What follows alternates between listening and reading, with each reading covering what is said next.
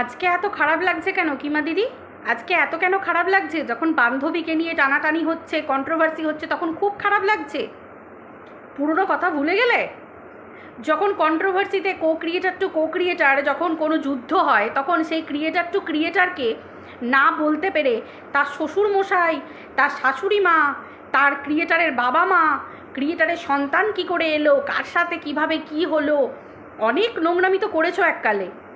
আজকে যখন তোমার বান্ধবীকে নিয়ে টানাটানি হচ্ছে কন্ট্রোভার্সিতে, তাও তো তোমার বান্ধবীকে দেখানো হয়েছে তোমার ভিডিওর মধ্যে বা লাইভের মধ্যে, বা যেভাবেই হোক, তোমার ভিডিওর থাম্বনেলে হোক, যেভাবেই হোক, দেখানো হয়েছে তোমার বান্ধবীর মুখ। তারপরেও বলছো যে আমার বান্ধবীকে কেন টানা হচ্ছে। অ্যাকচুয়ালি এইভাবেই তো কর্মটা ব্যাক করে, কর্ম ঘুরে ফিরে এইভাবেই ফলটা নিয়ে আসে। আজকে মানুষকে বলতে গেলে, চোখে আঙুল দিয়ে ভুলটা দেখাতে গেলে নিজেকে আগে ঠিক থাকতে হয়।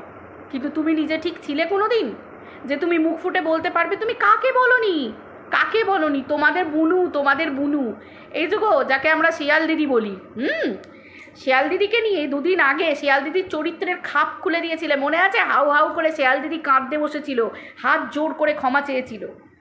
আমার সেই দিনই মনে হয়েছিল যে প্রত্যেকটা মানুষের মনে হয়েছিল হাত জোর করে ক্ষমা চাওয়ার মানেটা কি? তার মানে কিমা দিদি যেটা বলছে সেটা কি ঠিক বলছে? দেখো, ঠিক বলছে কি ভুল বলছে সেটা তো শেয়াল দিদির ব্যাপার। কারণ আমার নিয়ে যদি কেউ কিছু বলে, আমি তাকে ছেড়ে কথা বলবো? কে আমার সে যে আমার চরিত্র নিয়ে কথা বলবে? কি প্রমাণ আছে তার কাছে যে সকলের কাছে আমার চরিত্রের ধাজিয়া উড়িয়ে দেবে? কিমা দিদি এই নোংরামি করেছে, কিন্তু হ্যাঁ, শেয়াল দিদি মেরুদণ্ড বাঁকা। শেয়াল দিদির মেরুদণ্ড সোজা নয়। আমি জানি না তার লাইফে আদৌ সেই ঘটনাগুলো সত্যি কিনা। যদি সত্যি হয় সেই জন্যই হয়তো সে প্রাইভেট করেছে, আর যদি মিথ্যে হতো তাহলে তো নিশ্চয়ই গলা উঁচু করে আওয়াজ তুলে কথা বলতো বা ভিডিও করতো, তাই তো? ঠিক বলছি তো? টিনার এবার আছে টিনা একজন ব্লগার। ঠিক আছে, তুমি ব্যাগ কাঁধে নিয়ে তুমি তোমার ক্লায়েন্টের বাড়ি যেতে। তোমার ক্লায়েন্ট কে ছিল? আমাদের বাচ্চার বাবা ছিল, তাই তো? বাচ্চার বাবা ছিল। ঠিক আছে, বাচ্চার বাবার সাথে ঝগড়াটা হচ্ছে কার সাথে হচ্ছে? আর কার সাথে হচ্ছে? হচ্ছে টিনার সাথে ঘটনাটা। কারণ টিনা একজন ব্লগার, টিনাকে আমরা ভিডিওতে দেখেছি। টিনা ঘটনাগুলো বলছে, ভিডিও করছে, ভিডিও টু ভিডিও টিনাকে আমরা কথা বলতে পারি। যেমন আমরা বাচ্চার বাবাকে বলছি, তেমনি টিনাকে।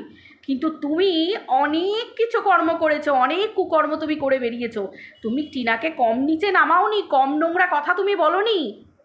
তুমি একটা বাড়ির জন্য ভাবোনি যে তোমার নিজের বাড়িতে একটা কন্যা সন্তান আছে। আজকে যখন অন্য কোনো ক্রিয়েটার তোমার কন্যা সন্তানকে নিয়ে টানছে, এত খারাপ লাগছে কেন? খারাপ লাগছে গো। টিনাও তো একজন ব্লগার, টিনাও তো একজনের না একজনের কন্যা সন্তান, টিনাও তো একটা বাড়ির বউ, একটা মা। তুমি যেরকম মা, আজকে তোমাকে নয়নতারাকে নিয়ে তোমাকে বললে তোমার খুব গায়ে লাগে। নয়নতারাকে নিয়ে কে দেখেছে তুমি কি করেছো কি না করেছো তার সাথে, সেটা নিয়ে তুমি প্রশ্ন তুলছো। আজকে তুমি দেখেছিলে, কিন্তু ভিতর থেকে ভিডিও যখন বাংলাদেশ থেকে টিনার নিয়ে নোংরা নোংরা ভিডিও নামছে, টিনা কোথায় আছে, কোথায় থাকছে, তারপর তুমি বলেছিলে না যে ফ্ল্যাটে গিয়ে বাচ্চার বাবা ক্যামেরা ধরবে আর তুমি টিনার চুলের মুঠি ধরে পটাপ্পাট করে দেবে। এটা বুঝি ভিডিও টু ভিডিও করা হয়েছিল? এটা বুঝি তোমার ভিডিওর দায়রার মধ্যে ছিল? পুলিশ প্রশাসন আইন বোধহয় তোমাকে এই ক্ষমতাটা দিয়েছিল নিজের হাতে তুলে নিতে। লাইভের মধ্যে সেই সমস্ত ভিডিও কিন্তু প্রত্যেকটা মানুষের কাছে আছে। অবভিয়াসলি আমরা ক্রিয়েটার, আমাদের কাছে তো থাকবেই, তাই না? মনে আছে প্রথম দিন যেদিন লাইভ করেছিলে, যেদিনকে টিনা রিকভারি করতে গেছিলো, রিকভারিতে যেদিন জিনিসগুলো আনতে গেছিলো, সেই দিনকে বলেছিলেন লাইভের মধ্যে টিনার গলায় পা দিয়ে দাঁড়িয়ে, বুকে পা দিয়ে জিভ টেনে ছিঁড়ে নেবে আর ওকে শেষ করে দেবে। মনে আছে সেই দিনটা? কে তোমাকে সাহস দিয়েছিল যে ওইভাবে মেয়েদের ওপর এবং একটা মানুষকে মেরে ফেলার কথা অন লাইভে সোশ্যাল মিডিয়াতে ওরকমভাবে চিৎকার করে বলতে? কিসের এত সাহস পেয়েছিলে তুমি?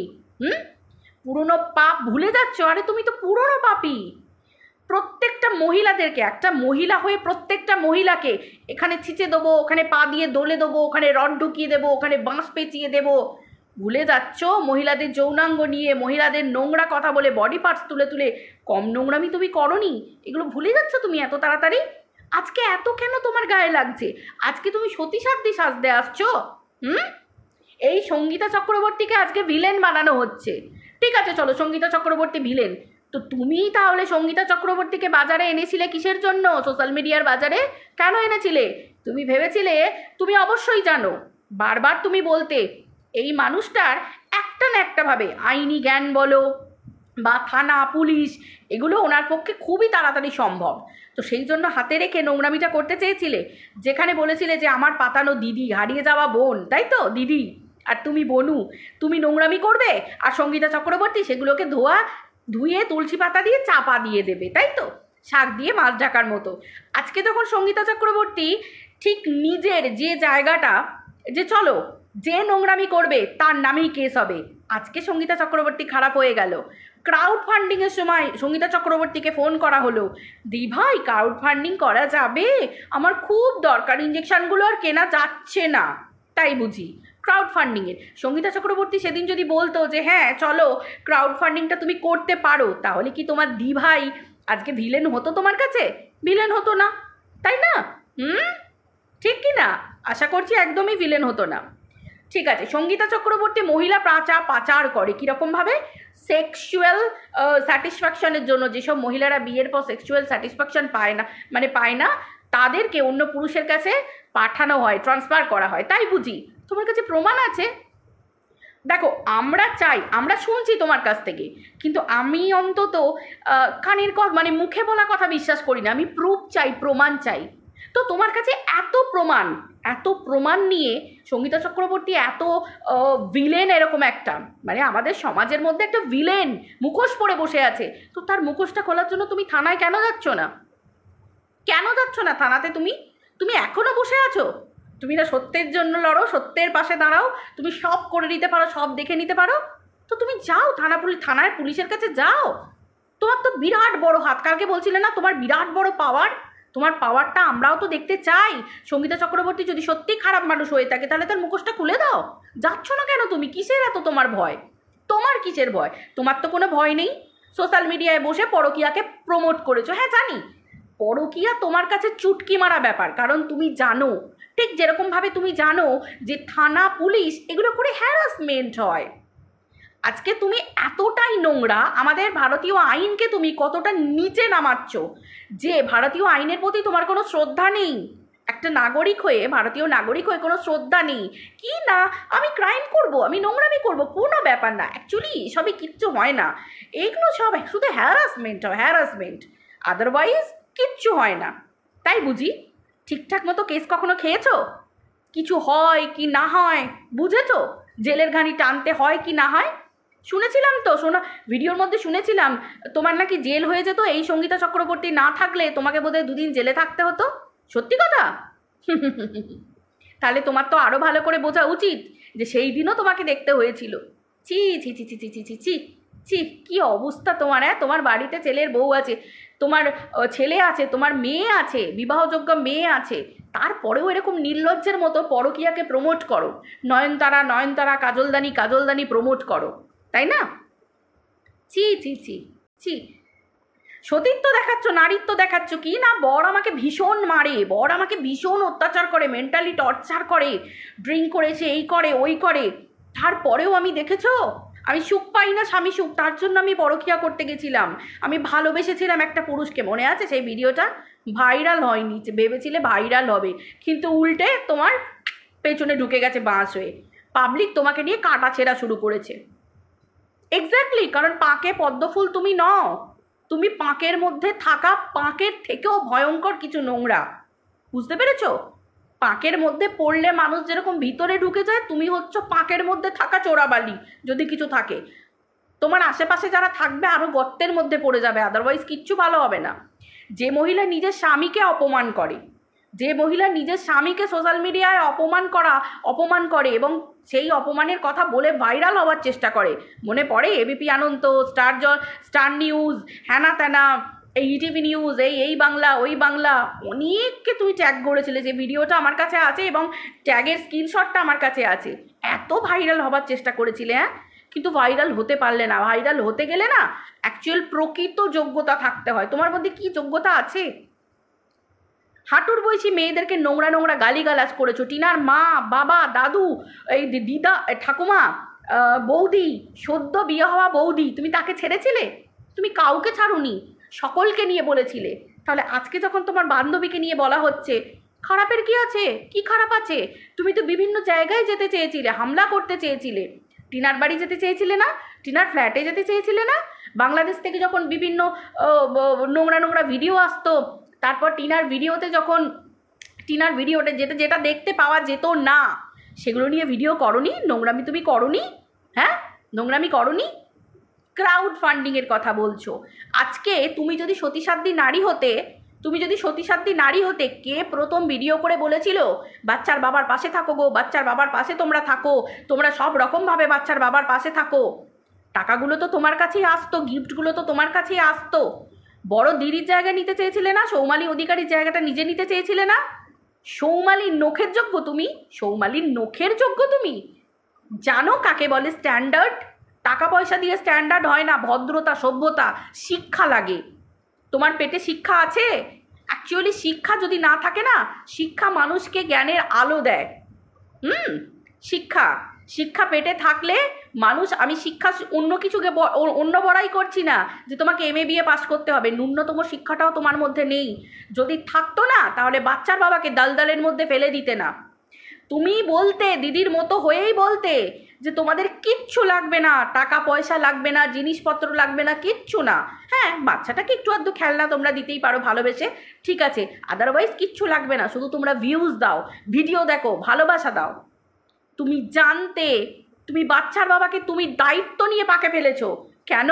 তুমি জানতে যে এই টাকার জন্য, এই জিনিসের জন্য বাচ্চার বাবার দিকে আঙুল তোলা হতে পারে, এবং এইভাবে তুমি নিজে বাচ্চার বাবার ভিউয়ার্সগুলোকে নিজের হাতের মধ্যে রেখে দিয়েছো এখনো পর্যন্ত। ভুল বোঝাচ্ছ তুমি এখনো পর্যন্ত। আজকে বাচ্চার বাবা, তুমি নিজে মুখে বলো বাচ্চার বাবা ভীতু, তাহলে বাচ্চার বাবা সাহস পেল কি করে এইরকম মানে দেশ বিদেশ থেকে টাকা পয়সা তার বাড়িতে ঢুকছে? সে তো ভীতু। তুমিই তো ভিডিওর মধ্যে বলেছো যে বাচ্চার বাবা ভীতু, ল্যালা, কথা বলতে পারে না, ভালোভাবে নিজের মনের কথা প্রকাশ করতে পারে না।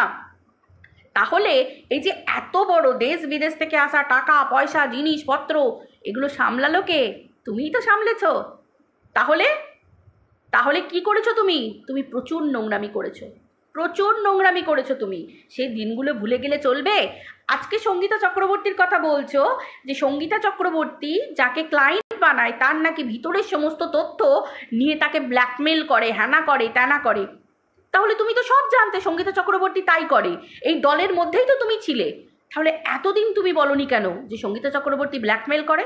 তুমি তো দিভাই করে সঙ্গীতা চক্রবর্তীর নিয়ে ব্যানার, প্ল্যাকার্ড, সঙ্গীতা চক্রবর্তীর নিয়ে অ্যানাউন্সমেন্ট, এসবে তো তুমি মাহির ছিলে।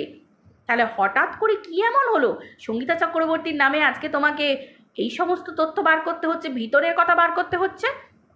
বাচ্চার বাবা প্রথম থেকে নাকি ভালো, ভীষণ ভালো, কাকু ভালো, কাকিমা ভালো, বাচ্চার বাবা ভালো, সব ভালো। হঠাৎ করে বাচ্চার বাবা ভিলেন হয়ে গেল, তাই তো? হঠাৎ করে ভিলেন হয়ে গেল। বাচ্চার বাবার জন্য মেয়ে দেখতে চেয়েছিলে, ভালো মেয়ের সাথে বাচ্চার বাবার বিয়ে দেবে বলেছিলে। তা তোমার স্বার্থ সিদ্ধি হয়নি বলে, মানে স্বার্থ পূরণ হয়নি বলে কার সাথে বিয়ে দিতে চেয়েছিলে বাচ্চার বাবার? যে বাচ্চার বাবা তাকে বিয়ে করেনি বলে, বাচ্চার বাবা অন্য মর্জিতে গার্লফ্রেন্ড, অন্য হয়তো কোনো মেয়েকে বিয়ে করবে বলেছে, তার জন্য কি তোমার গাত্রদহন হচ্ছে? অনেক কিছু ভিতরে ব্যাপার লুকিয়ে আছে। হঠাৎ করে তোমার কাছে যারা ভালো হয়ে যায় তাদেরই তুমি খাপ খুলতে বসে পড়ো। কি ব্যাপার গো কিমা দিদি, কি ব্যাপার? হ্যাঁ, ভিতরে তো তলে তলে ভালোই হচ্ছে, তাই না? এককালে মিশেলকে নিয়েও তো কম বলনি। যখন কেসটা দিয়েছে তখন পিছন দিয়ে, ব্যাকডোর দিয়ে, আমাকে ক্ষমা করে দাও, আমি আর কোনো দিন ভিডিও করবো না, কিচ্ছু করবো না করে পাল্টি খেয়ে সঙ্গে সঙ্গে কার? আমাদের এই মাতালিনীর পিছনে পড়ে গেলে। মাতালিনী। প্রীতম দিশানির ক্ষেত্রে কি করেছিলে? তুমি জানতে না যে প্রীতমের সাথে রিমির বিয়ে হয়েছে? যা ঘটে গেছে। রিমির সাথে বিয়ে হয়েছে, বর্তমানে রিমি প্রীতমের স্ত্রী ছিল, প্রীতমের স্ত্রী রিমি ছিল। তাহলে দিশানি পুরনো অতীত। তুমি বলেছিলে মায়াপুরে গিয়ে মায়াপুরের কাহিনী, সিঁদুর পরিয়ে দিয়েছে, এই সমস্ত কাহিনীকে তুমি বাজারে নামিয়েছিলে। মনে পড়ে সেই দিনগুলো, ভিডিওগুলো সমস্ত কিছু আছে। আজকে তুমি সঙ্গীতা চক্রবর্তীর নামে তুমি দোষ দিচ্ছ আর তুমি সাধু সাজতে চাইছো। সঙ্গীতা চক্রবর্তী কি করেছে আমি ভিতরে জানি না, কিন্তু সঙ্গীতা চক্রবর্তী যেটা করেছে আমার মনে হয় খুব ভালো করেছে। কারণ এই যে জটলা কেসটা না, এই যে প্রীতম, দিশানি, রিমি এবং এদের পরিবারগুলো না একটা নোংরামি শুরু করে দিয়েছিল, যে নোংরামি সঙ্গীতা চক্রবর্তী ছাড়া হয়তো থামতো না। কথাতে বলে, দাঁড়া একটু ভালো করে বসি, কথাতে বলে লোহা দিয়ে লোহাকে কাটতে হয়, তাই না? লোহা দিয়ে লোহাকে কাটতে হয় অনেক সময়। তো এই রকম সঙ্গীতা চক্রবর্তীর একটা দরকার ছিল। আরে এই সমস্ত কিছু ছাড়ো না, আজকে তোমার নিজের মুখের ভাষাটা দেখো। আজকে তুমি কি ভাষা বলতে, আরে এখন এত মিউ করে ভদ্র ভাষায় কথা বলছো কেন? কিসের ভয় তোমার? তুমি তো কোন লেভেলের সাথে তোমার বিরাট ক্ষমতা, এই কালনা পরশুদিন লাইভে বলছিলে না তোমার কি পাওয়ার আছে সেটা সঙ্গীতা চক্রবর্তী খুব ভালো করে জানে। আমরা দেখতে চাই তোমার পাওয়ার। তুমি আগের মূর্তিতে ফিরে এসো, যে তুমি নোংরা কথা বলছো, গালাগালি করছো, অথচ তোমার কেউ কোনো বাল বাঁকা করতে পারছে না। করো তুমি সেটা, দেখি তোমার কত তেবার, দেখি তোমার কত ক্ষমতা। আমরা তো দেখতে চাই সেই জিনিসটা, তাই না? খুব ফুটানি, এখন ভীষণ বড় বড় ফুটানি। কিসের জন্য বন্ধ হয়েছে? লাইভে বসে সঙ্গীতা চক্রবর্তী বলতো কি মা তুমি সব কিছু করো, মুখের ভাষা ঠিক করো, তুমি মুখের ভাষা ঠিক করো, তুমি মুখের ভাষা ভদ্রভাবে তুমি বলো, আমার কোনো কিছু যায় আসে না। বারবার তোমাকে বলতো, তাই তো? কেস খেয়ে আজকে তুমি ভদ্র হয়েছো, আবার বলছো ভারতীয় আইনকে ছোট করে কিচ্ছু হয় না, শুধু হ্যারাসমেন্ট হয়। তাই বুঝি? ভালো রকম পিছনে বাস নিতে চাও নাকি? দেখবে কীরকম লাগে, দেখবে। ভুলে যাচ্ছ সেই দিনগুলো, হ্যাঁ? মুনমুনের মেয়েকে নিয়ে বলা দিনগুলো ভুলে যাচ্ছ। শুনলাম নাকি তুমি বড়নগরে থানাতে অনেকবার যাতায়াত করেছো, ভিডিও থেকে লাইভ দেখে শুনলাম অনেকবার যাতায়াত করেছো, তাই তো? সেই দিনগুলো ভুলে যাচ্ছ তুমি সব কিছু। ঠিকঠাকভাবে বাঁশটা তোমার পেছনে পড়েনি, সেই জন্য এত কথা বেরোচ্ছে। জেলের ভাত কখনো খেয়েছো নাকি? একটু খেয়ে দেখবে তো, যদি ঠিকঠাকভাবে কেউ ভাতটা খাওয়ার ব্যবস্থা করে দেয়, মানে সেটেল করে দেয় একদম ঠিকঠাকভাবে, বুঝতে পেরেছো? তুমি নোংরা, তুমি পরকিয়া করবে, তোমার ওই পর্যন্ত ঠিক আছে। ওই জন্য বলেছিলাম যে নিজে পরকিয়া করে নোংরামি করে বেড়ায়, তার মুখে টিনার কথা নিয়ে বলা মানাই না। যার বাড়িতে বিবাহযোগ্য একটা মেয়ে আছে, সে দিনের পর দিন নোংরা ভাষায় টিনাকে আক্রমণ করে গেছে। একটা মহিলা হয়ে, মায়ের বয়সী মহিলা হয়ে দিনের পর দিন একটা মেয়ের বয়সী মেয়েকে নোংরাভাবে আক্রমণ করে গেছে। কাকে ছেড়েছো? যে ক্রিয়েটারদের সঙ্গে তুমি কথায় পেরে উঠতে পারতে না, যুক্তিতে পারতে না, ভাট বকতে বসে যাও ভিডিও খুলে, ভাট বকা। বাচ্চার বাবার ভিক্ষে দেওয়া ভিউয়ারগুলো তোমার কাছে, যাদেরকে তুমি মোল্ড করে রেখে দিয়েছো, নিজের হিপনোটাইজ করে হাতের মধ্যে রেখে দিয়েছো, এখনও কেউ তোমার আসল মুখোশ জানেই না, ঠিক আছে? কেউ জানে না তুমি যা নোংরা, তোমার যা মুখের নোংরা ভাষা। আরে কেউ কিছু করতে পারুক না পারুক, ওপরে তো একজন বসে আছে, সে তো দেখছে। আজকে যে শাস্তিগুলো পাচ্ছ না, আজকে যে হেনস্থা হচ্ছ, সেগুলো অ্যাকচুয়ালি কিন্তু সত্যি সেগুলো ভগবানেরই দেয়া শাস্তি। বাট তোমাদের মতো মেয়েরা এইসবেরও মর্ম বুঝবে না, তোমাদের কাছে এসব কিছু যাই আসে না। যারা নিজেদের বরকে সোশ্যাল মিডিয়ায় নোংরা করে ভিলেন বানিয়ে বিক্রি করে দিতে পারে, সেই মেয়েদের কাছে আর মান সম্মান বলে আর কি থাকতে পারে?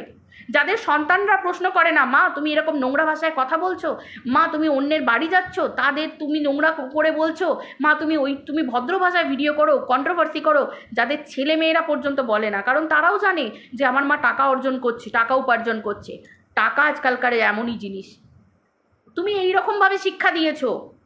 শিক্ষা সেরকমই হতো যেদিন তোমার ছেলেমেয়েরা তোমাকে প্রশ্ন করতো, মা তুমি এরকম নোংরা ভাষায় ভিডিও করো, ছি মা তুমি এইরকমভাবে তুমি ক্রিয়েটারদেরকে নিয়ে কথা বলো, তুমি ক্রিয়েটার টু ক্রিয়েটার কথা বলো, কারোর বাচ্চার জন্ম পরিচয় নিয়ে কার শ্বশুরের সাথে কে শুয়েছে, কার জামাইয়ের সাথে কে শুয়েছে, কার বাপের সাথে কে শুয়েছে, এই তো তোমার মুখের ভাষা। আদারওয়াইজ তোমার কোনো ক্ষমতা আছে, যোগ্যতা আছে? সঙ্গীতা চক্রবর্তী তো একটা লেভেল আছে, উনি আইন নিয়ে পড়াশোনা করছেন, ওনার একটা সংগঠন আছে, এত কিছু আছে। তোমার কি আছে? তুমি গালাগাল জানো, নোংরা গালাগাল জানো, নোংরামি করতে জানো। তুমিও তো কম কালসাপ নয়, সঙ্গীতা চক্রবর্তীও তো তোমাকে তাহলে দুধ দিয়ে কালসাপ পুষেছিল, তাই না? সংগঠনের মধ্যে থেকে তুমিও তো ভিতরের খবর নিয়ে এসে সোশ্যাল মিডিয়ায় বলছো, লাইভ করছো, সব কিছু করছো। তাহলে সঙ্গীতা চক্রবর্তী বা চুপ করে থাকবে কেন? তারও তো একটা অধিকার আছে, সেও তো তোমার ভান্ডা ফুটছে, ভালোই তো লাগছে, সেম টু সেম। ঠিক আছে, আজকে ভিডিওটা এই পর্যন্ত রাখছি বন্ধুরা, আবার দেখা হচ্ছে পরের ভিডিওতে। যার মতের সঙ্গে আমার মত মিলবে কমেন্ট করে যাবে কিন্তু প্লিজ। ঠিক আছে, চলো বাই, টাটা।